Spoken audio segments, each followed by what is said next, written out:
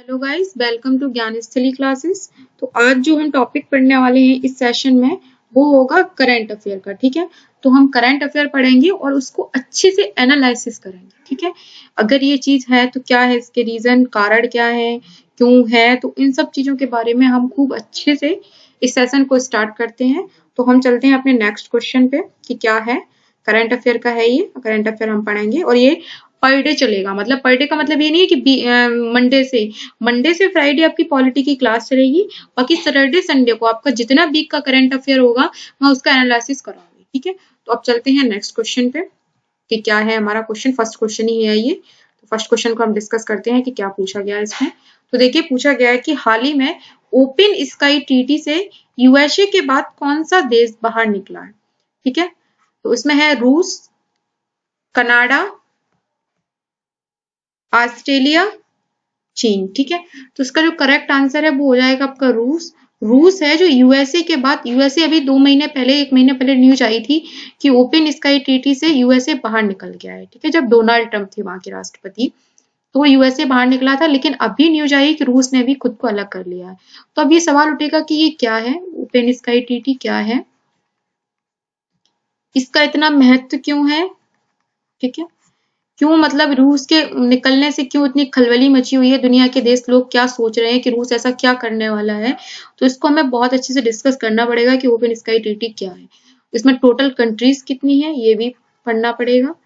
फिर and next, total countries के साथ ही हर किसी के मन में ये क्वेश्चन आएगा कि क्या इंडिया है वो इसका मेंबर है या नहीं है। ठीक है, तो ये कुछ क्वेश्चन है, इनको हम डिस्कस करेंगे। तो सबसे पहले जो इंडिया है वो इसका मेंबर नहीं है।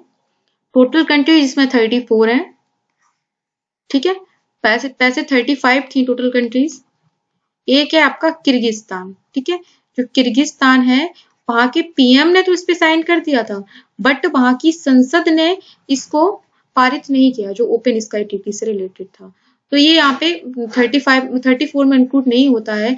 लेकिन अगर अगर अब पूछा जाए कि ओपन स्काई ट्रीटी में कितने देश हैं, तो आपका आंसर क्या होगा, 32, क्योंकि 2 बाहर निकल गए हैं, एक तो यूएसए और एक रशिया।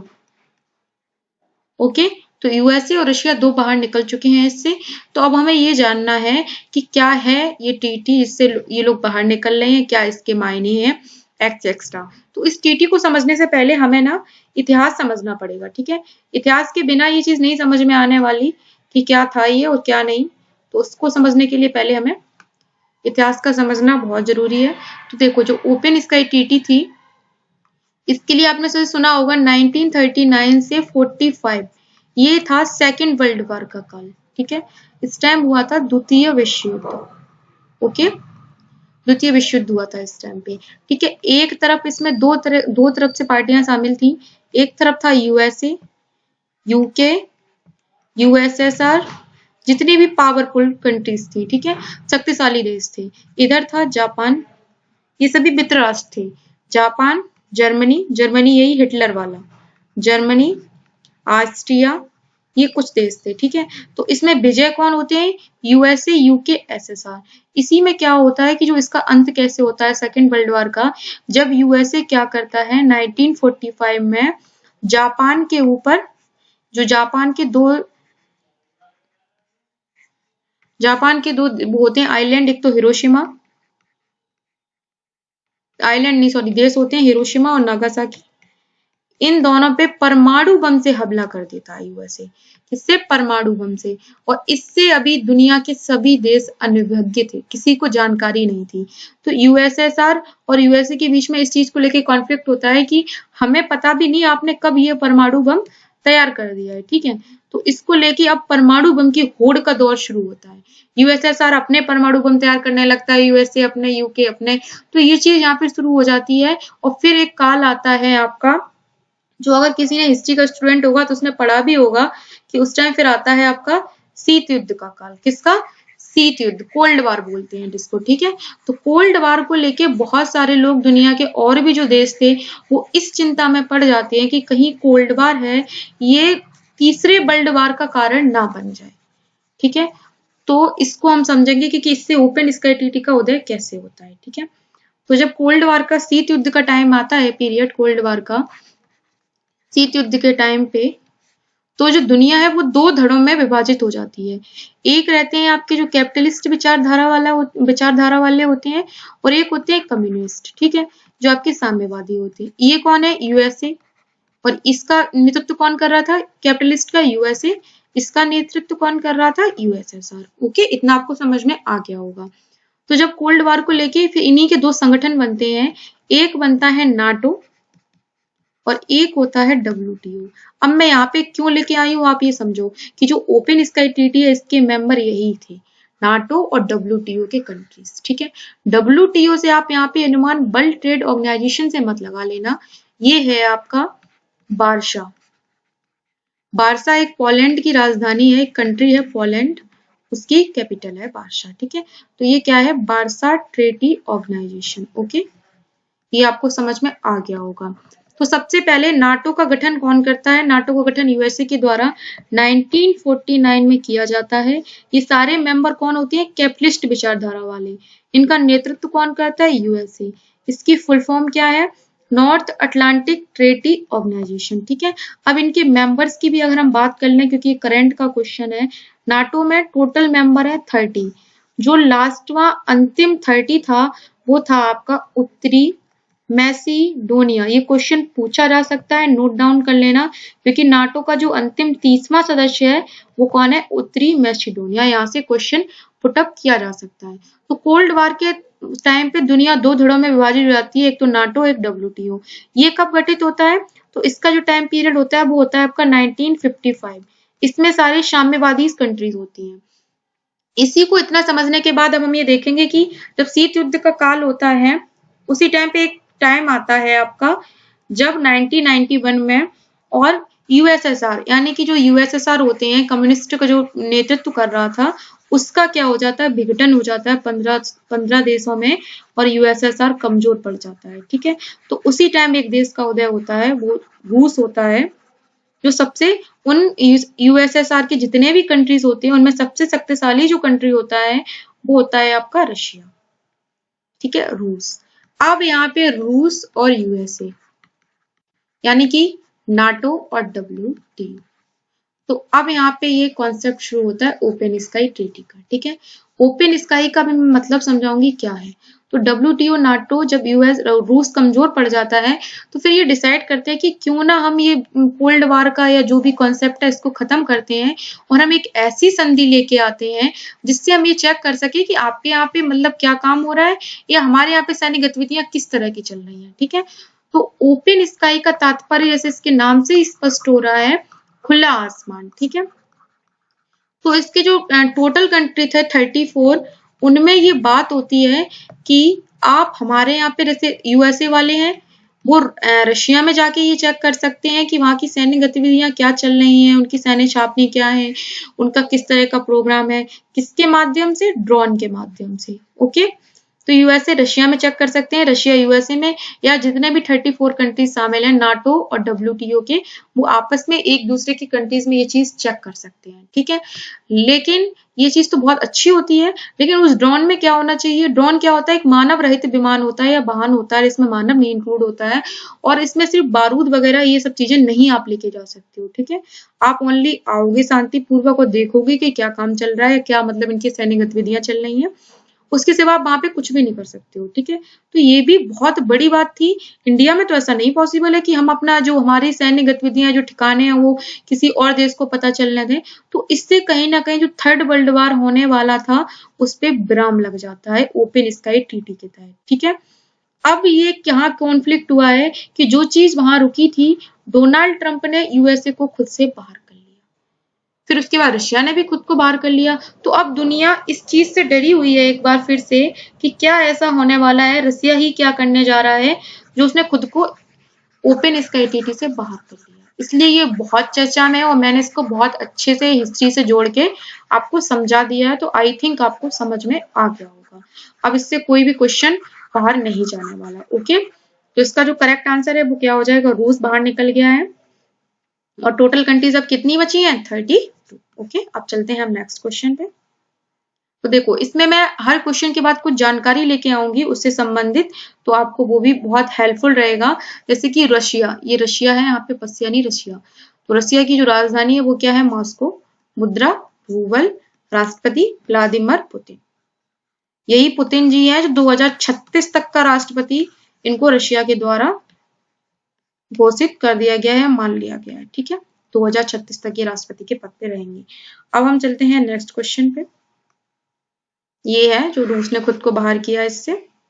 तो देखो ये है ओपन स्काई टीटी के बारे में कुछ मैं फैक्ट भी लेके आई हूँ स्लाइड के माध्यम से, इमेज के माध्यम से। देखो साइन 1992 में किया गया था। लोकेशन हेलसिंकी फिनलैंड में है। इफेक्टिव 2002 से हुआ था। ड्यूरेशन अनलिमिटेड है।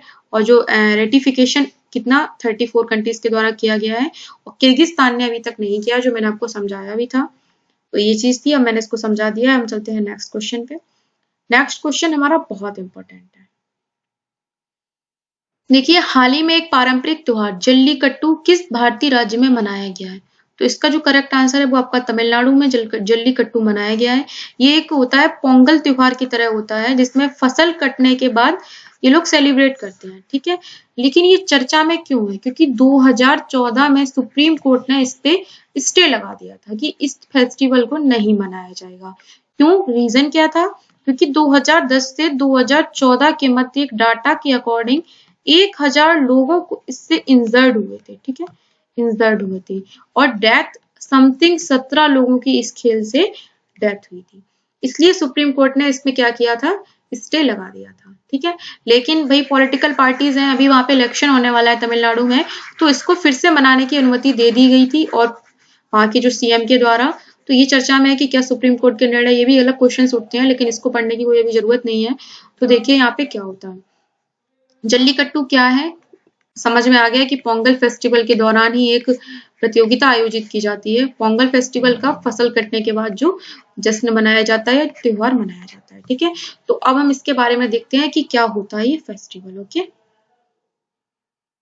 तो यहाँ पे कुछ क्वेश्चन है तमिलनाडु से रिलेटेड, पहले मैं इसको समझ लूं फिर मैं आपको बताती हूँ। देखो आपको यहाँ पे एक अपनी स्क्रीन पे इमेज भी दिख रही होगी कि किस तरह से एक बुल ने एक आदमी को नीचे दबा रखा है। ठीक है, तो इसमें देखिए क्या होता है, इस फेस्टिवल में एक फार्मर होते हैं। ठीक है, जो फार्मर्स होते हैं वो अपने अपने द्वारा ट्रेंड किए हुए बैलों को इस त्योहार में लेके आते हैं। ठीक है, या इस जल्लीकट्टू का जो फेस्टिवल होता है उसमें अपने द्वारा ट्रेंड किए गए बुलों को शामिल करते हैं। साल भर इनको ट्रेंड किया जाता है, और इनको इस तरह से ट्रेंड किया जाता है कि इनको कोई कंट्रोल ना कर सके। ठीक है, फिर दूसरी तरफ क्या होता है कि ये टीमें बनाई जाती हैं। ठीक है, ये टीम्स बनाई जाती हैं। इनमें टीम का काम क्या होता है कि इन लोगों को इसका जो कुंवर दिख रहा है ना, इस पे चढ़ के इनको कंट्रोल करना होता है। क्यों?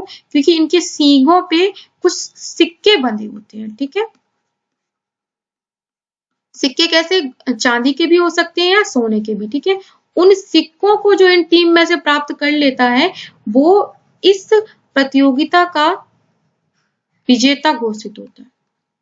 ठीक है, और विजेता घोषित होने के बाद बोली लगाई जाती है कि इन लोगों को जो इनाम मिलेगा उसमें मतलब क्या, कैसे, कितने लोग, कितने तक का इनाम, इस तरह से बोली लगाई जाती है। ठीक है, तो ये गेम होता है प्रतिष्ठा पर आधारित। ठीक है, अब यहाँ पे क्या होता है, अगर इनमें से कोई नहीं जीत पाता है तो कौन विजयी घोषित किया जाता है? फार्मर्स।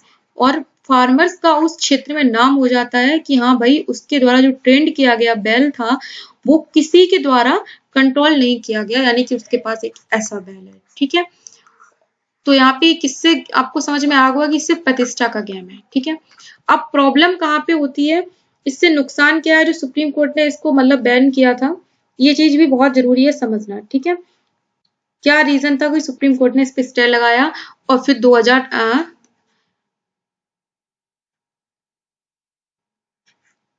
एक संवैधानिक बेंच भी इस पे बनाई थी। ठीक है, कि इसका निर्णय देगा कि क्या है, तब तक इस पे स्टे लगा दिया था। ठीक है, तो अब देखो यहाँ पे ये बैल कितना हिंसक रूप धारण कर चुका है, और कैसे इस व्यक्ति की जान भी जा सकती है। ठीक है, लेकिन ये अपनी जान की परवाह किए हुए और इन सिक्कों को या इस गेम को जीतने में लगे रहते हैं। तो इसी में यहाँ बैल का कोई नुकसान नहीं होता है, लेकिन आर्टिकल 21 का उल्लंघन होते हुए दिखाई पड़ता है। ठीक है, तो ये था आपका पूरा, क्योंकि हर व्यक्ति के जीवन जीने का अधिकार होता है। ठीक है, तो ये चीज मैं आपको समझाना चाहती थी, और इसलिए ये इमेज भी लेके आई थी कि क्या होता है जल्लीकट्टू, क्यों मनाया जाता है। तो अब हम चलते हैं अपने पिछले वाली स्लाइड पे। यहाँ पे मैंने कुछ फैक्ट दे रखे हैं। तो ये कहाँ पे मनाया जाता है? तमिलनाडु में मनाया जाता है, तमिलनाडु में मनाया जाता है। और इसके जो मुख्यमंत्री कौन है वहां पे? अभी है बी पलनीस्वामी, ठीक है, पलनीस्वामी, ये वहां के सीएम है इस टाइम पे। और वहां के जो राज्यपाल हैं वो कौन है? तो राज्यपाल हैं आपके बनवारी लाल पुरोहित, ओके, श्री बनवारी लाल पुरोहित, बनवारी लाल पुरोहित, ओके, ठीक है। राजधानी क्या है तमिलनाडु की? तो राजधानी चेन्नई है, ओके। अब हम चलते हैं अपने नेक्स्ट क्वेश्चन पे। इस बार भारत का कौन सा गणतंत्र दिवस मनाया जा रहा है? ठीक है, तो ये क्वेश्चन बहुत इंपॉर्टेंट है, पूछा जाएगा, इसको तो एकदम अंडरलाइन कर लीजिए। 73rd, 72nd, 75th और 76th, ठीक है। तो इसमें जो मनाया जा रहा है वो 72वां गणतंत्र दिवस मनाया जा रहा है इस बार। और इस बार के जो गणतंत्र दिवस की ये थीम, सबसे ज्यादा इंपॉर्टेंट फैक्ट क्या है कि 55 साल बाद, 55 साल बाद ऐसा हो रहा है कि हमारे यहाँ पे कोई चीफ गेस्ट शामिल नहीं हो रहे हैं या कोई अतिथि शामिल नहीं हो रहे हैं, ठीक है। पहले कयास लगाए जा रहे थे कि जो यूके के राष्ट्रपति हैं बोरिस जॉनसन और सूरीनाम के कोई मतलब प्रेसिडेंट वगैरह यहाँ पे शामिल नहीं होंगे, लेकिन बाद में अभी एक ऑफिशियल आ चुका है कि अब इसमें कोई शामिल नहीं होगा। इस बार ऐसा संयोजन पड़ा है कि 55 साल बाद हम अपना गणतंत्र दिवस बिना किसी चीफ गेस्ट के मनाएंगे, इसलिए ये इम्पोर्टेंट हो जाता है बहुत। अब आप सोचेंगे कि मैम आप तो 55 साल बता रही हैं लेकिन यहाँ पे तो 72वां हम मना रहे हैं, फिर ऐसा क्या है? देखिए 1966 में जब हमारे जो ये थे लाल बहादुर शास्त्री जी और इनका जो ताशगंज ये जाते हैं यात्रा में, उनकी डेथ हो जाती है। उस टाइम पे कुछ क्लियर नहीं हुआ कि क्यों, मतलब इनकी डेथ हुई, इनकी डेथ के पीछे क्या कारण थे। तो उसी टाइम ने पहली बार अपना जो गणतंत्र दिवस था वो बिना किसी अतिथि के मनाया गया था, ठीक है। तो उसके बाद अब मनाया जा रहा है 55 साल बाद 2021 में बिना किसी गेस्ट के, इसलिए ये चीज बहुत इंपॉर्टेंट हो जाती है। और कौन सा गणतंत्र दिवस है? 72वां गणतंत्र दिवस है। अब हम चलते हैं नेक्स्ट क्वेश्चन पे। अब इसकी कुछ फैक्ट वाली बात है वो देख लीजिए जरा आप। इस बार के गणतंत्र दिवस की परेड में बांग्लादेश की सेना की टुकड़ी भाग ले रही है। मोस्ट इंपॉर्टेंट है, क्वेश्चन यहाँ से पुटअप किया जाएगा, ठीक है। तो ये कुछ इंपॉर्टेंट था, मैंने बता दिया है। ये देखिए हमारा ये है 72वां रिपब्लिक डे सेलिब्रेशन है। गर्व की बात है, मैं 72 साल हो चुके हैं आजाद हुए। तो अभी आप देखते हैं, हम नेक्स्ट क्वेश्चन की तरफ चलते हैं कि क्या है, ठीक है। नेक्स्ट क्वेश्चन की तरफ चलते हैं, ये क्या था? ये रहा हमारा नेक्स्ट क्वेश्चन। संयुक्त राष्ट्र की हाल में आई रिपोर्ट के अनुसार किस देश की, ये गलत है, ठीक है। रिपोर्ट के अनुसार, टाइपिंग मिस्टेक है। रिपोर्ट के अनुसार किस देश के दुनिया में सबसे अधिक प्रवासी हैं? चीन, जापान, भारत। तो हर्ष की बात है कि हमारा देश इसमें फर्स्ट नंबर पे है। हालांकि ये हर्ष की बात नहीं है, हम अपने यहाँ पे रोजगार उपलब्ध नहीं करवा पा रहे हैं या ऐसी सुविधाएं नहीं कर पा रहे हैं जो लोग फॉरेन में सबसे ज्यादा, मतलब विदेशों में सबसे ज्यादा हमारे यहाँ के लोग हैं, ठीक है। तो इसमें टॉप हमारे देश ने किया है, ओके। तो इसमें भारत है, हालांकि ये अच्छी बात नहीं है। तो इसमें टॉप कंट्री कौन है? आपका इंडिया है, जिसने इसमें टॉप किया है। तो ये क्वेश्चन है, पुटअप किया जा सकता है, ठीक है। अब इस रिपोर्ट को कौन जारी करता है इसके बारे में शायद मैं एक इमेज लेके आई हूँ, याद हो जाएगा आपको। देखो यहाँ पे शो भी हो रहा होगा।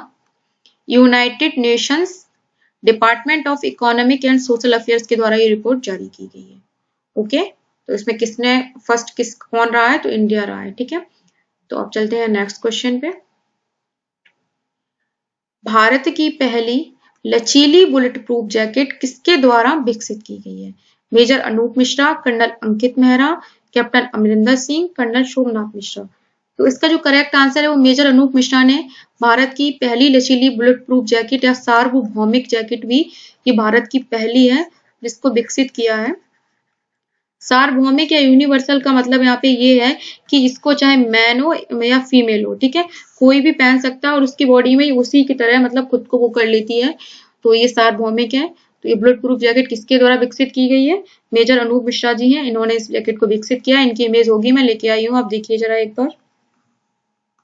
ये है मेजर अनूप मिश्रा जी, ठीक है। जो यहाँ पे एक शोल्डर इसने इस जैकेट को पहन रखा है, ये है आपकी भारत की पहली रसीली बुलेट प्रूफ जैकेट, और ये है हमारे मेजर अनूप मिश्रा जी जिनके द्वारा ये विकसित की गई। अब चलते हैं नेक्स्ट क्वेश्चन पे, ठीक है। देखिए नेक्स्ट क्वेश्चन है, हाल ही में अमेरिका के राष्ट्रपति के रूप में किसने शपथ ली है? जोe बिडेन, कमला हैरिस, डोनाल्ड ट्रंप और बराक ओबामा। तो ये अमेरिका के राष्ट्रपति कौन बने हैं? जोe बिडेन बने हैं, ठीक है। ये अमेरिका के कौन से नंबर के राष्ट्रपति हैं, क्वेश्चन पूछा जाएगा। तो ये आपके 46 नंबर के राष्ट्रपति हैं, ठीक है, 46वें नंबर के राष्ट्रपति हैं। और ये कमला हैरिस हैं, ये उपराष्ट्रपति का पद इन्होंने संभाला है, कमला हैरिस जी ने। इनकी कुछ खास बातें हैं जहां से क्वेश्चन पुटअप किया जा सकता है। ये तो भारतीय मूल की हैं कमला हैरिस जी, भारतीय मूल की महिला है। सेकंड, पहली अश्वेत राष्ट्रपति हैं, ठीक है, अश्वेत हैं ये, अश्वेत उपराष्ट्रपति हैं, सॉरी, भारतीय मूल के हैं, पहली अश्वेत उपराष्ट्रपति हैं। और इनके ही नाम पहली महिला उपराष्ट्रपति का भी नाम कीर्ति नाम, मतलब कीर्ति नाम है, कीर्तिमान इन्होंने ही पाया है, पहली महिला उपराष्ट्रपति। ओके, ये कुछ इंपॉर्टेंट चीजें हैं जो मैंने आपको बता दिया है कि जो बिडेन कौन से नंबर के राष्ट्रपति हैं, ये सब चीजें। आप चलते हैं नेक्स्ट क्वेश्चन पे। इनकी इमेज भी मैं लाई हूँ, देखिए ये है हमारे जो बिडेन जी जो डोनाल्ड ट्रंप को हरा के राष्ट्रपति बने हैं, ठीक है। और ये है आपकी ये कमला हैरिस जो उनके बाजू में आपको दिख रही होंगी, यहाँ पे साइड में जिनकी पिक में लेके लगा के आई हूँ। ये है जो बिडेन जी जो अमेरिका के राष्ट्रपति का पदभार संभाला है इन्होंने। और ये है कमला हैरिस जी, ये देखो इनके बारे में लिखा गया है Joe Biden and Kamala Harris. Okay, इनकी एक और इमेज होगी हमारे पास, देखिए ये इलेक्शन टाइम की है, कमला हैरिस जी ये रही। तो ये था आपका जो भी था क्वेश्चन यहाँ से पूछा गया था। अब चलते हैं हम नेक्स्ट क्वेश्चन पे, ठीक है। हाल ही में जारी ग्लोबल फायर पावर इंडेक्स 2011 में भारत का कौन सा रैंक रहा है? सेकंड, थर्ड, फोर्थ और फिफ्थ? तो इसका करेक्ट आंसर है सी, फोर्थ।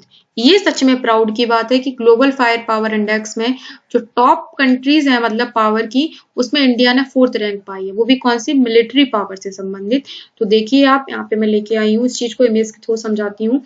ये टॉप पावर कंट्रीज कौन कौन सी हैं आपकी, देखिए यहाँ पे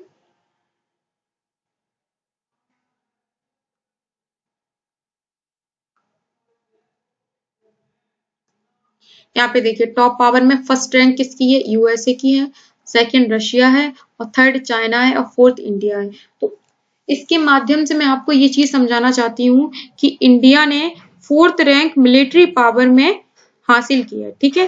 तो ये चीज आपको यहाँ पे देखिए देखने को मिलता भी होगा। और फर्स्ट रैंक किसकी है यहाँ पे? फर्स्ट रैंक है आपकी यूएसए की, और सेकंड पे रशिया है, और थर्ड है आपका चाइना, और फोर्थ है आपका अपना देश इंडिया, ठीक है। तो ये चीज आपको यहाँ पे समझ में आ गई होगी। अब हम बात करेंगे कि जो ये ग्लोबल फायर पावर इंडेक्स है, इसमें टोटल कंट्रीज कितनी है, ठीक है। तो यहाँ पे ये टाइपिंग मिस्टेक है, और यहाँ पे ये 130 कंट्रीज नहीं है, यहाँ पे 138 कंट्रीज है। 138 कंट्रीज में इंडिया ने फोर्थ रैंक हासिल किया, ठीक है। तो ये चीज बहुत इंपॉर्टेंट, यहाँ से क्वेश्चन 4 क्वेश्चन पूछे जा सकते हैं कि इससे क्या पता चलता है कि जो मिलिट्री स्ट्रेंथ को लेकर ही ये मतलब ये रिपोर्ट जारी की जाती है, तो उसमें इंडिया की फोर्थ रैंक है। ओके, फर्स्ट टॉप पावरफुल में तो यूएसए को तो कोई पीछे नहीं कर सकता, सेकंड में रशिया, थर्ड में चाइना, और फोर्थ में इंडिया है। तो पूछा जा सकता है कि फर्स्ट रैंक किसके पास है? यूएसए, और इंडिया के पास कौन सी है? फोर्थ रैंक, ठीक है। इसके बारे में अब हम आगे चलते हैं। और टोटल कंट्रीज कितनी है? तो टोटल कंट्रीज मैंने बता दिया, वहां पे 138 है। ओके, वो गलत लिखा हुआ है। अब चलते हैं नेक्स्ट क्वेश्चन पे, इसमें क्या देखिए, the world's most powerful militaries यहाँ पे किसकी है, ठीक है। सबसे ज्यादा यूएसए की है मोस्ट पावरफुल मिलिट्रीज में, फिर रसिया आपको दिख रहा होगा, देखिए, फिर चाइना, और फिर फोर्थ इंडिया। तो यहाँ पे देखो इनको स्कोर भी दे रखा है कि किसका क्या है। तो ये चीज मुझे लगता है कि आपको समझ में आ गई होगी। अब हम चलते हैं नेक्स्ट पे। इमेज से आप हमेशा याद रहता है यूएसए, रसिया, चाइना। अब यहाँ पे देखिए इस कुछ मैंने लेके भी आई हूँ, 2021 का जो मिलिट्री स्ट्रेंथ रैंकिंग है,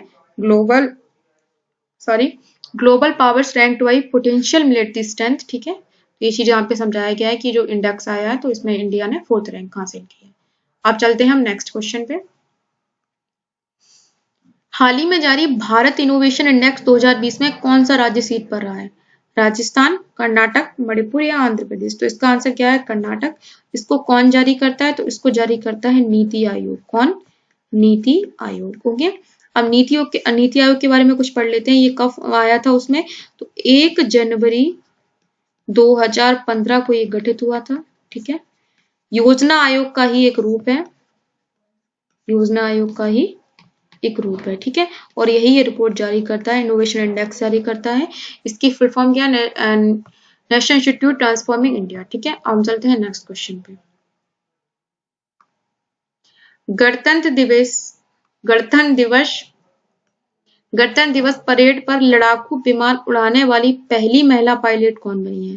भावना कांत, अवनी चतुर्वेदी। ठीक है, मोहना कुमारी या सुहाना चतुर्वेदी। ठीक है, तो इसमें कौन है? भावना कांत है, ये पहली महिला पायलट बनी है जिन्होंने, अब ये गणतंत्र दिवस परेड होगी हमारी 72वां गणतंत्र दिवस की, उस पर ये लड़ाकू विमान उड़ाएंगे। बहुत गर्व का विषय है, बहुत प्राउड करने वाला मोमेंट है।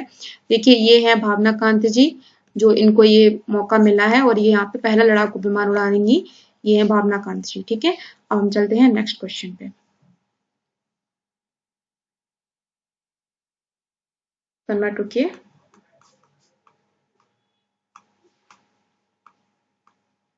तो देखिए, ये रहा हमारा नेक्स्ट क्वेश्चन है। भावना कांत जी के बाद ये वाला क्वेश्चन था शायद, कन्वर्ट रुकिए। हाँ, तो अब हम चलते हैं नेक्स्ट क्वेश्चन पे।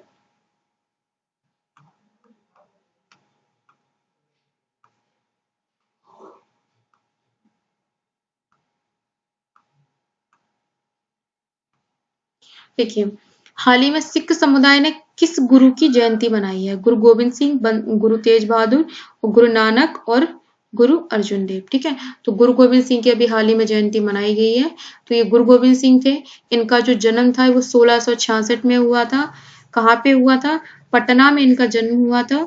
और कहाँ? हरमिंदर साहब। ठीक है, पटना में हरमिंदर साहब है, वहां पे इनका दर्शन मतलब गुरुद्वारा है। अब वहां पे आप जाएं तो घूम के आइएगा। तो वहां पे इनका जन्म हुआ था। ठीक है, ये कौन से गुरु थे? कौन से नंबर के गुरु थे? तो ये 10वें गुरु थे। ठीक है, 9वें गुरु इनके पिताजी थे, जिनका नाम था गुरु तेग बहादुर, इनके फादर थे। ठीक है, जिनका नाम था गुरु तेग बहादुर। इन्होंने क्या ऐसे ऐसे इंपॉर्टेंट काम किए थे, उनको भी एक नजर में आप समझ लीजिए कि जो ये गुरु गोविंद सिंह जी थे, इन्होंने खालसा पंथ की स्थापना की थी। खालसा पंथ की स्थापना की थी। ठीक है, खालसा पंथ की स्थापना की थी। और दूसरा इन्होंने ये कहा था कि इनके मरने के बाद कोई 11वां गुरु नहीं होगा, बल्कि जो ये आपका इनका जो पवित्र ग्रंथ होता है उसी को गुरु के रूप में मान लिया जाएगा। यही वो गुरु के रूप में आपका मार्गदर्शन करेगा। तो ये कौन से थे? सिखों के 10वें गुरु थे। जन्म कहाँ हुआ, ये सब मैंने आपको खूब अच्छे से समझा दी है। अब हम चलते हैं नेक्स्ट क्वेश्चन पे कि नेक्स्ट क्वेश्चन हमारा क्या है। ठीक है,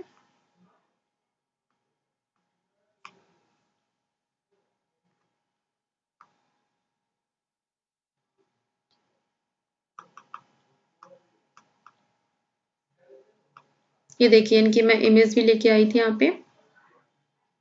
ये है हमारे गुरु गोविंद सिंह जी, जिनकी जयंती अभी हाल ही में मनाई गई थी। तो ये मैंने आपको बता दिया है। अब हम चलते हैं नेक्स्ट क्वेश्चन पे। यार ये बहुत टेक्निकल इश्यूज हो रहे हैं।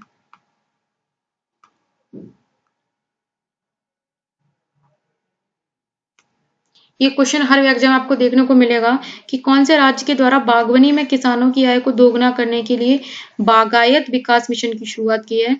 राजस्थान, तमिलनाडु, गुजरात या पंजाब? तो इसका करेक्ट आंसर हो जाएगा सी, गुजरात। अब चलते हैं नेक्स्ट क्वेश्चन पे।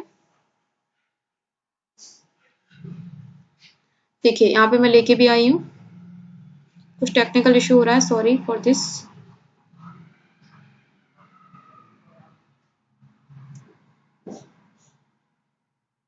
देखिए, इस चीज को मैं यहाँ पे लेके आई हूँ।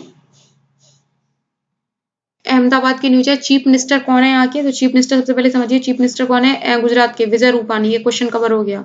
Has announce for the formation of मुख्यमंत्री बागायत विकास मिशन। द एम, तो ये कौन सा है? मुख्यमंत्री बागायत विकास मिशन। इसका एम क्या है? तो agriculture, horticulture and promote farming of herbal plants. ठीक है, तो ये कुछ इसका एम भी हमने इसके माध्यम से पढ़ लिया है। तो मुख्यमंत्री कौन है? विजय रूपानी। ये योजना कहाँ आई है? गुजरात में। इसका एम क्या है? एग्रीकल्चर, हॉर्टिकल्चर और प्रमोट किसको? हर्बल प्लांट्स को प्रमोट करना। ठीक है, तो ये चीज तो यहाँ पे क्लियर हो चुकी है।